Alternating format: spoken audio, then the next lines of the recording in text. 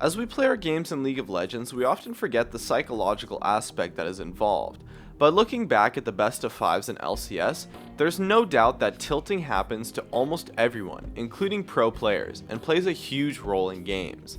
So here are my tips for how to avoid tilting.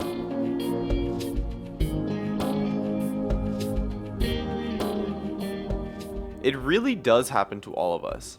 You die for some crazy stupid reason, or maybe your jungler dies to your lane opponent, or whatever bad play it is that happens that is just really stupid, and your head starts to get hot, you sweat, maybe your mind gets stiff, or maybe even get a headache, and you start to play much worse. Much worse. Such is the nature of tilting, also known as when mistakes are made and you get mad, leading to even more, and of course often worse mistakes. The first thing you need to do to avoid tilting is realize that the game mode is called solo queue for a reason. When your jungler feeds your lane, or when your AD carry yells at you, none of that really matters. Think of your team as simply pieces of the puzzle you are trying to complete. Once you finish the puzzle, you move on to the next one, and you never see the previous puzzle again. The same applies to your teammates in solo queue. No matter how bad your teammates are, you shouldn't let it get to you, because you're not going to play with them again. And so the only consistent factor in your games is you. Never worry about the play of your teammates, and just focus on your own personal ability. If you look at a game and in anywhere, if you describe the results using the words "my team" without a positive phrase after it, you're missing the entire point of what solo queue is about. If you let your teams affect your personal mindset that much, then solo queue isn't really a test of skill or ability anymore. It's just a lottery for whether or not you get carried. And guess what? The system itself is designed to make it so that if you as an individual play well enough, you will win. And if you play poorly enough, you will lose.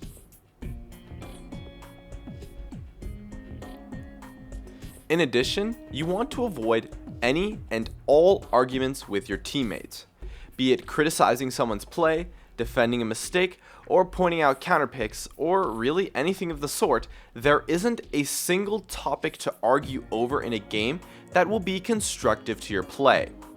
Now, communication is great, but arguing with your teammates is the fastest way to get sidetracked through the conversation, where instead you should be focusing on the game at hand. Pretty much all arguments occur after a play that has already concluded, so bringing light to it will do nothing but bring people down.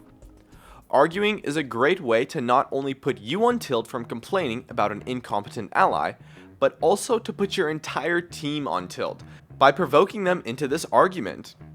Either way, you'll never see these people again, so arguing with them is pointless, since neither side will end up giving in anyways, no matter what, since how could this noob who I'll never see again prove me wrong?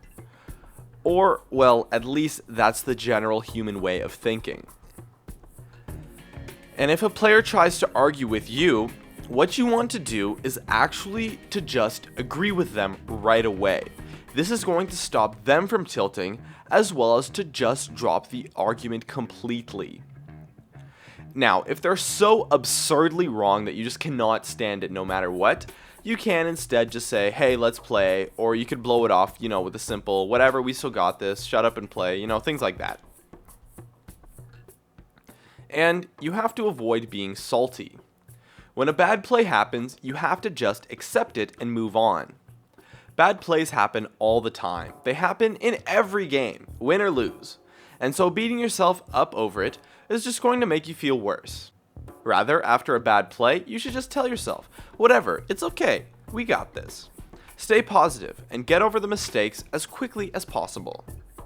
Even though the plays can be extremely recent, you must understand that the instant the play ends, that present of that play becomes the past now, and so there's nothing you can do about it. Moving on after mistakes is going to allow you to easily look towards ways to get back into the game rather than focusing on what got you behind in the first place. And lastly, you want to maintain a positive attitude. Having a negative-oriented mindset will cause mistakes to put you on tilt, so you have to believe in yourself and in your teammates. Look at the positives and commend your team for making good plays. The act of giving compliments is scientifically proven to build trust and promote an overall positive environment. So when your teammate makes a good play, say something like "good job" or point out even more specific things. And when they make a bad play, just blow it off like it's no big deal, as they themselves are probably horrified that they're letting their team down for being so bad. But a simple, "hey man, it's okay, we still got this, no problem," can be the difference between going 0-2 in lane and going 0-6 in lane. And it's also going to help your team as a whole move on after bad plays and focus on the positives in your game as a whole. My name is Jeremy, and that's it for my video on how to avoid tilting. I recently just moved into my dorms at UC Berkeley, and so my internet is really good now, so I'm streaming a lot. Be sure to check me out over at twitch.tv/Jeremy_gamingcurios. And of course, be sure to stay connected at facebook.com/gamingcurios. Drop a like, share this video, and make sure to subscribe for some more awesome content in the future. And as always, thank you so much for watching, and I'll see you guys next time.